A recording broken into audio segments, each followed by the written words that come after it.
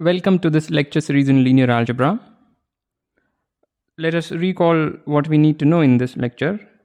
We need to know about cosets of a subspace. So suppose U is a subspace of a vector space V, then we define for each vector little v this thing as follows, and all such things that you can form are called cosets of the subspace U. Alright, we saw that cosets arise out of an equivalence relation.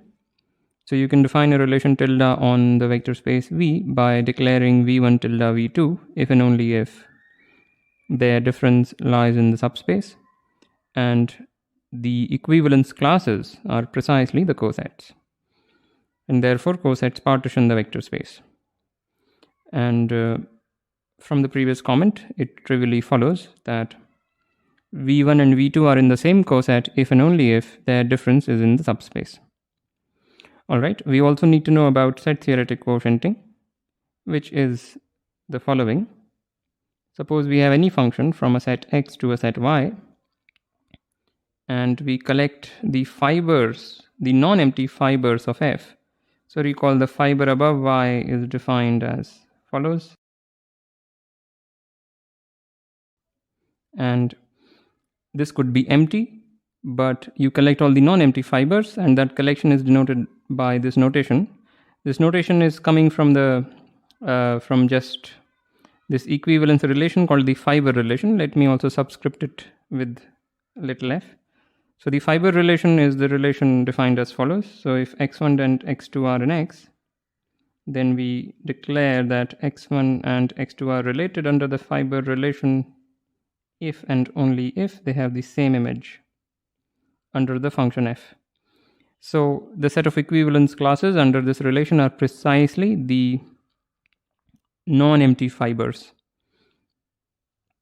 And this map, this vertical map, is the natural projection map, which takes little x to the equivalence class that x is contained in. In other words, it takes x to the fiber x is contained in, and we get this map f bar, which takes the equivalence class of x to f of x. And this diagram commutes. The map f bar is injective.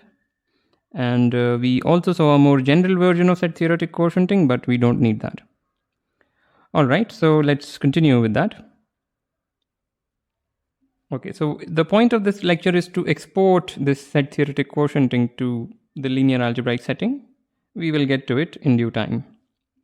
So fix a linear map where the base field is f. Let me just say the base field is f, which by this I just mean that V and W are vector spaces defined over the field f. This is the set of scalars. Okay, let K be the kernel of T, which recall is this collection. All right, and here is the question we will answer. First, the question is,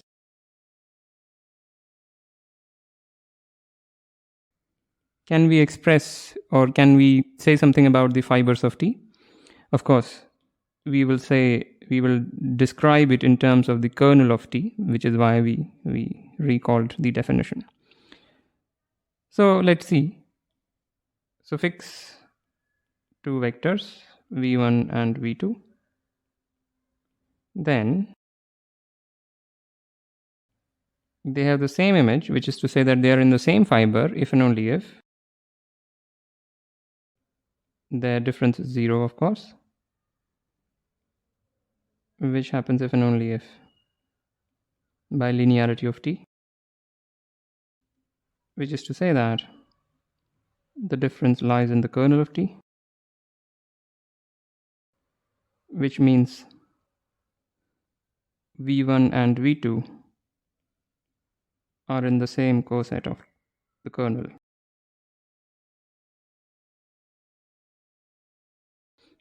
So two vectors are in the same fiber if and only if they are in the same coset of the kernel, and therefore the non-empty fibers of T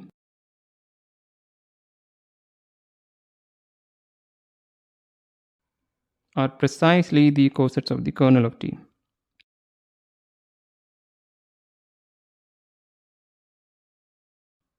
So we have a simple description of the fibers or the non-empty fibers of T. And this is just something that we needed to record separately. And now we can get to the main point of this lecture. Before we proceed, we will write instead of V modulo kernel of T, which is the same as the set of all the cosets of the kernel, we will write capital V bar. Just a notation, convenient. All right, so let us invoke set theoretic quotienting and see what we get now. We have a linear map T, and it factors through the set of all the fibers or the set of all the non-empty fibers of T, where this map is the natural projection and this is the map T bar. Recall again, V bar is same as V mod kernel T, which is, as we just saw, the same as the set of all the non-empty fibers of T. So this is just immediate from set theoretic quotienting. The map pi is V going to V bar, meaning the vector V goes to the fiber in which it is contained. Right, so perhaps I should have said this. The set of all the non-empty fibers of T is precisely the set of all the cosets of the kernel, but in which coset does a vector V lie, or in other words, in which fiber of T does V lie? It lies in V bar, which is just V plus by definition. That clearly V lies here because 0 lies here. All right, so the map pi just takes V to V bar. Okay. And this raises a natural question, or rather two natural questions. Question 1.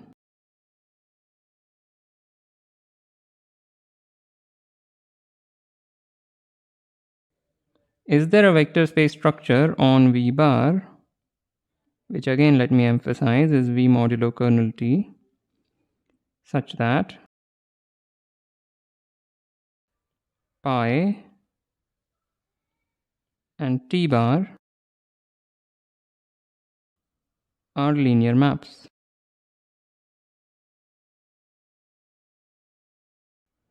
So this was a linear map, but these two were just set theoretic maps because this was not a vector space. The question we are asking is, can we somehow equip this with a vector space structure so that the two other maps also come to the level of linearity, meaning this was not just some set theoretic map, this was a very, very, you could say, privileged map. It's a linear map. So they also feel like they should be linear. They are feeling left out. So can we equip this with a vector space structure so that both of them become linear simultaneously? And then the other natural question is, how many such structures exist? So there are three possibilities. Either there is no such vector space structure, in which case this is a dead end. What we are doing is, it is just some exercise in emptiness. Or there is a unique vector space structure, which indicates to the fact that we are heading towards some crucial truth. Right? If there's a unique vector space structure which makes both of them linear, there has to be that vector space structure has to be studied properly. That deserves attention.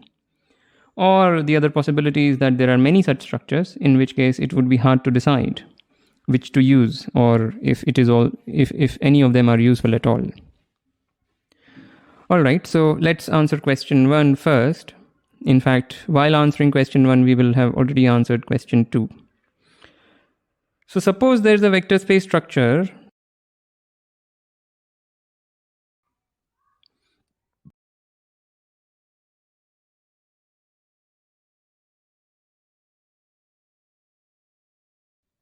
on V bar, which makes, or such that pi is linear. So as of now, we are forgetting about T bar also. let's just try to find out what all vector space structures here, if at all they exist, make this guy linear. Let's first answer that question. And of course, having a vector space structure means having a function of this sort and a function of this sort, such that some properties are satisfied. So there is an addition here which we denote as plus. There is an addition here which we also denote as plus. And there is a fantasy addition and dot here which we also denote as plus. So these symbols will be abused, but hopefully will cause no confusion. So assume that there is some plus and dot defined here which make it into a vector space and which make pi linear. Let's see what we can say. So in that case, then by linearity of pi, we must have this must hold for all v1 and v2. Let me not write that. Again, this plus is coming from the vector space structure here, while this plus is inherent in the vector space structure of v. So this must happen, and which just means that this must happen. We are just using the definition of pi. And the other thing that must happen is, again, for all scalars alpha and for all vectors v, which says that, okay, so what does this tell us? This tells us that if at all there is such a plus and dot defined here which makes pi linear, then there is only one choice for it. You have to define plus so that it adds cosets of v1 and v2 to output the coset of v1 plus v2, where this plus is coming from v. Similarly, if you want to define scaling, then the scale of a coset, or rather the scale of the coset of v by alpha, must be defined as the coset of the scale of v. And of course, this scaling is coming from the vector space structure on the vector space capital V. So we are forced in our choice of defining a vector space structure here. There is only one such choice, if at all there is one. Right now it is not even clear that this is, defining things this way actually makes this into a vector space. Even before that, there is a problem of well-definedness. So what we are doing is, so the candidate vector space structure on V bar is the following. Define this map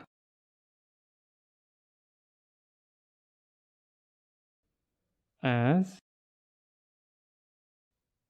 the one which takes v1 bar comma v2 bar to this thing, which we may also write like this. So this is a definition. And define scaling. Oops.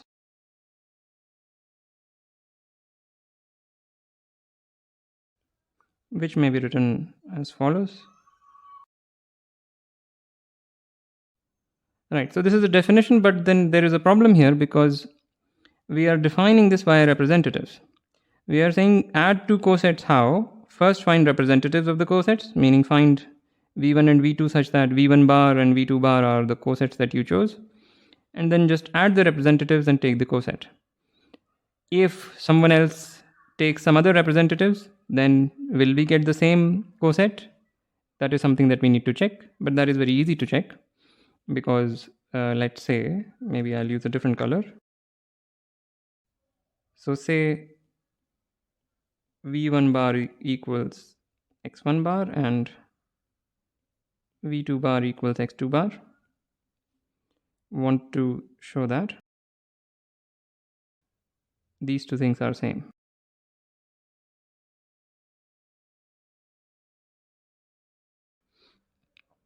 Right?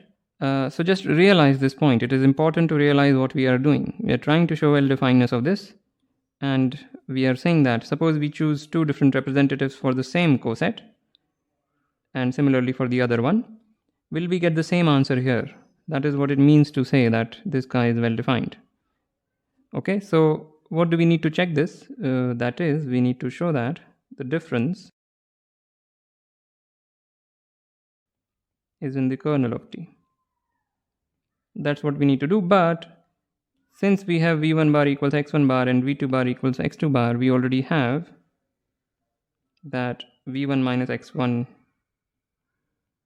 is in the kernel and v2 minus x2 is in the kernel. So just add this with that, you get this thing is in the kernel. That's it. So this is well defined. Similarly, you can prove that this is well defined, and therefore, at the very least, these operations are well defined. But one must check. So check that this thing under the addition and scaling defined is indeed a vector space. Okay. So we have answered 1.5 questions. We have answered this as at most 1.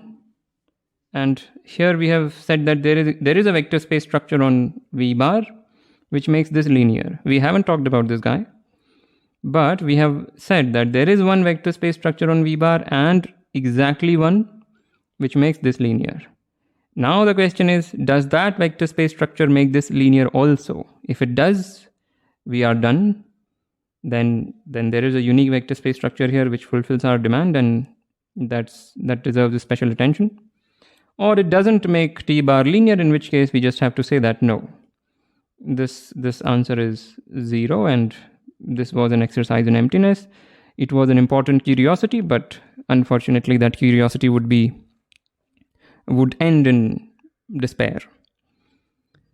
So let's just see if this vector space structure here makes T bar linear, and that will be the end of this lecture.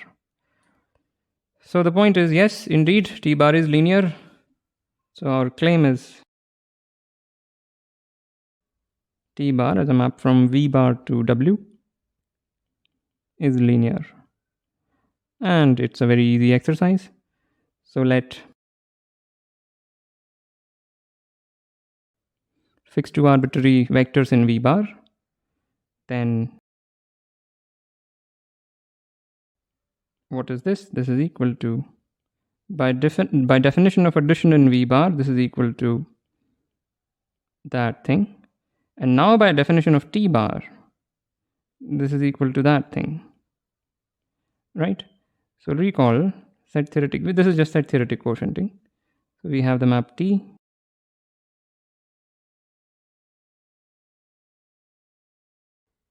Since this diagram commutes, V bar must map to T of V. This is what we have been saying all along.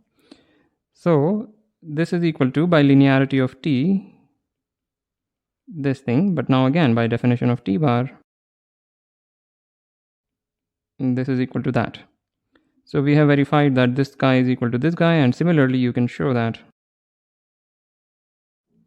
this also happens, and hence this establishes the linearity of T bar, and we are done. So we have exported set theoretic quotienting to linear spaces, to the context of linear algebra. This was this was a linear map, while these were just some maps, but we have found that there is a unique vector space structure here which makes both this and that linear, and hence there is some special vector space structure on V bar which deserves special attention, and this will occupy us for the rest of the course. This is a very important construction. We will generalize it a little bit next time, and also see the geometric meaning of this addition that is here. It may seem very strange as of now, but if you just draw a little bit, maybe a few pictures, you will see what is going on, and we will flesh it out in the next lecture. All right, so with that, I want to end this. As usual, like, comment, share, subscribe, and I will see you next time.